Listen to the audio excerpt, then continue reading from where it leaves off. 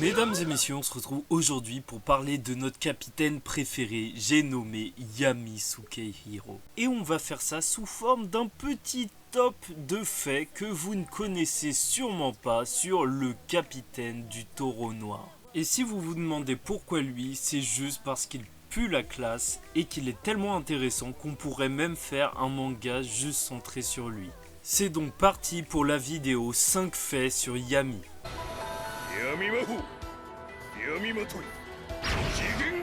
Il est assez courant de voir que les mangaka essayent de donner des noms qui reflètent la personnalité ou les pouvoirs de certains héros.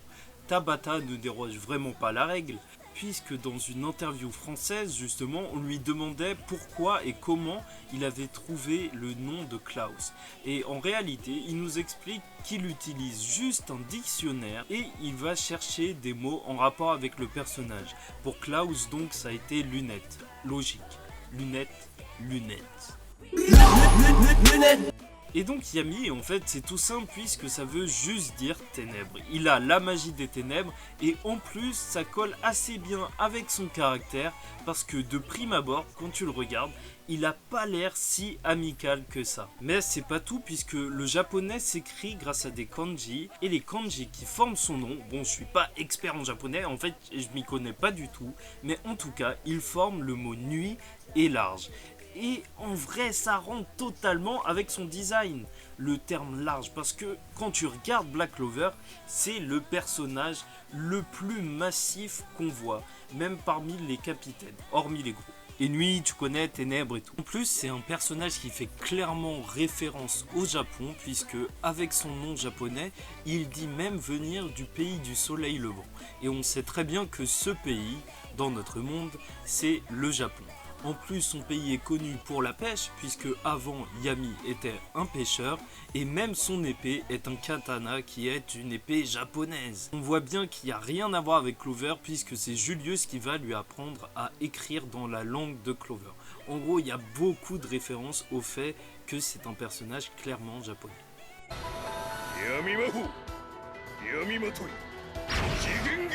Et si je vous disais que Yami est inspiré d'une réelle personne? Faut savoir que Tabata, il a commencé son parcours de mangaka en étant assistant pour Toshiaki Iwashiro.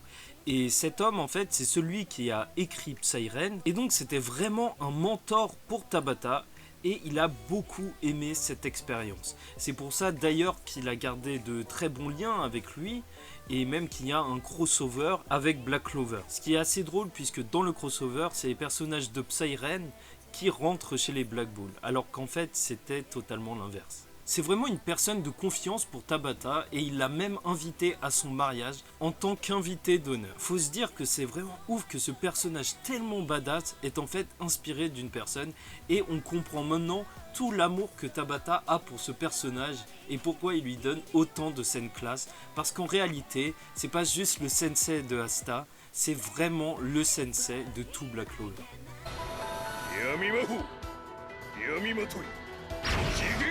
Alors là, fait super intéressant, puisque Yami est en réalité le personnage le plus fort physiquement de Black Clover. Tabata s'amuse régulièrement à classer les personnages, et c'est aussi un des capitaines les plus idiots de Black Clover, puisqu'il est avant-dernier avant Jack.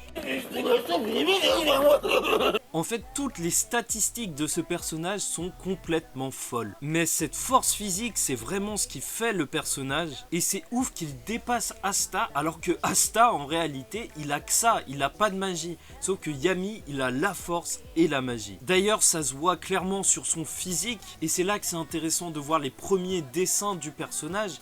Tu vois que Yami, en soi, il devait pas être aussi massif. Il devait être beaucoup plus petit. En plus, il devait faire qu'1m76. Mais avec le développement de sa force physique et tout, on est arrivé à 1m83. Et c'est beaucoup pour les Japonais. En plus, il a le titre de dieu de la destruction. Et c'est vraiment ouf parce que dans les mangas, il y en a pas beaucoup qui ont un titre comme ça. Par exemple, dans SNK, c'est le titan colossal.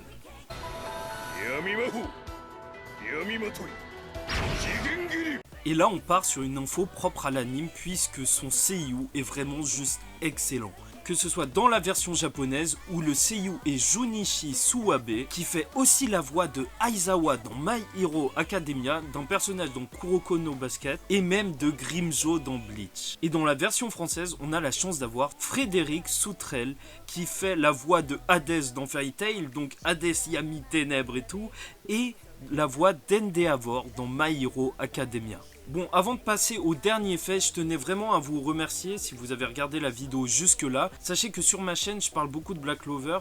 En dehors des reviews des scans, même si vous ne regardez pas, je fais aussi des théories, donc n'hésitez pas à vous abonner. En plus, il va y avoir d'autres vidéos comme ça.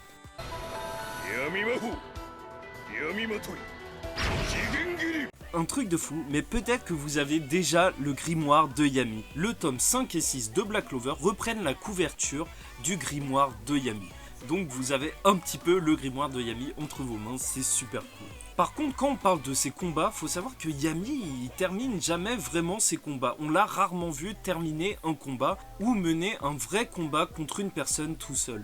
On l'a seulement vu contre Licht, contre Charlotte, où ces combats ont toujours été interrompus. Et pour terminer, sachez que dans les sondages de popularité qui sont assez courants au Japon, Yami, il arrive souvent deuxième, mais pour les pays d'Europe, il est premier. C'est assez drôle de voir déjà qu'il est super populaire, mais que les Européens préfèrent vraiment Yami à tout autre personnage.